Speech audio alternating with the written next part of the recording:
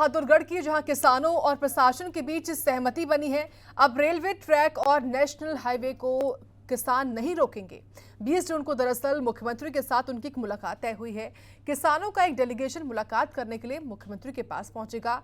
मुलाकात के बाद ही अगला कदम क्या होगा, इसके बारे में रणनीति किसान बनाएंगे, लेकिन मुलाकात के बाद। फिलहाल बड़ी अपडेट यही कि किसानों और प्रशासन के बीच सहमति बन चुकी है, बात बन चुकी है। बात बनी है मुख्यमंत्री से वार्ता करने के लिए, क्योंकि मुख्यमंत्री की ओर से एक पहल हुई है मुलाकात की, जो कि 20 जून को होगी और किसानों का एक डेलीगेशन मुलाकात करने पहुंचेगा मुख्यमंत्री से। और मुलाकात के बाद ही जो अगला कदम है किसान वो तय करेंगे। तो बहादुरगढ़ से जानकारी आई है, किसानों और प्रशासन के बीच सहमति बनी है। जिस तरीके से काफी लंबे वक्त से किसान ये प्रदर्शन कर रहे थे नेशनल हाईवेज पर, वो अब नहीं होगा, क्योंकि प्रशासन ने सहमति बनाई है और ये बताया कि मुख्यमंत्री की तरफ से पहल है, बातचीत करने के लिए न्योता है। 20 जून को किसानों का एक डेलीगेशन पहुंचेगा मुख्यमंत्री से मुलाकात के लिए।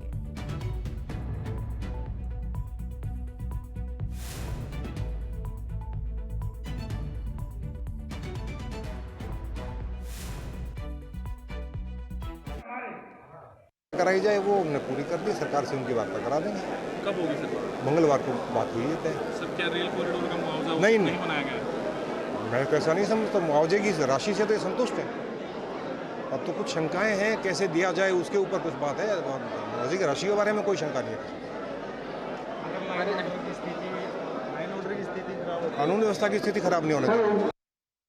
इसी खबर पर और अधिक जानकारी के लिए रुक करते सीधे बहादुरगढ़ का ही, जहां से सहयोगी प्रदीप धनखड़ जुड़े हुए हैं लाइव हमारे साथ। प्रदीप, राहत की बात है कि किसानों और प्रशासन के बीच सहमति बन चुकी है। अब नजर 20 जून पर ही है, क्योंकि 20 जून को होने वाली मुलाकात अपने आप में अहम हो जाती है।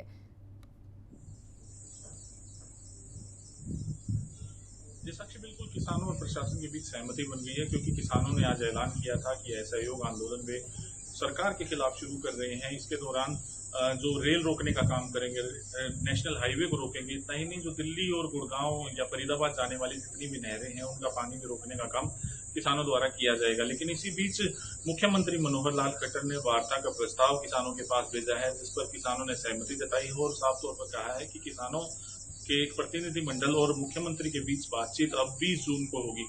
20 जून की बातचीत के बाद ही साफ हो सकेगा कि किसानों की कितनी मांगे आखिर सरकार मानती है और सरकार का रुख उनकी मांगों की तरफ कैसा रहता है। दरअसल करीब 163 दिन से किसान लगातार धरना प्रदर्शन कर रहे हैं कि एमपी एक्सप्रेस वे पर मांडोटी टोल प्लाजा पर इनका धरना चल रहा है। लेकिन इस बीच सरकार ने इन्हें बातचीत का न्योता नहीं भेजा था, सरकार इनकी मांगों की तरफ ध्यान नहीं दे रही थी। दरअसल पीएमपी के साथ साथ एक नया रेल कॉरिडोर बनाया जाना है, जिसके लिए सरकार ने जमीनों का अधिग्रहण किया है और इस जमीन के जो मुआवजा सरकार ने दिया है किसानों को, किसान उस मुआवजे से कुछ नहीं है, उसकी राशि बढ़ाने की मांग की जा रही है। इतना ही नहीं, हरियाणा का अलग हाई कोर्ट देने की और साथ ही एसवाईएल का पानी हरियाणा को देने की मांग समेत करीब 25 मांग जो है सरकार के सामने किसान रख रहे हैं। लेकिन अब देखता हूँ कि मुख्यमंत्री के साथ जो वार्ता होगी उसमें किस तरीके से सरकार मुख्यमंत्री किसानों की मांगों पर गौर करते हैं और कितनी मांगे उनकी मानते हैं।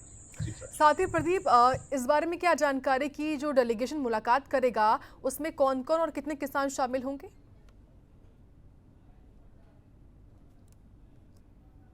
रमेश दलाल ने जो भारत भूमि बचाओ संघर्ष समिति के राष्ट्रीय अध्यक्ष हैं, किसान नेता हैं, उन्होंने एक समिति का गठन किया था। 21 सदस्यीय ये समिति बनाई थी जो सरकार से बातचीत करेगी और इसी समिति की जो बात होंगी वो किसानों की तरफ से ये समिति सरकार के सामने अपनी मांगों को रखेगी।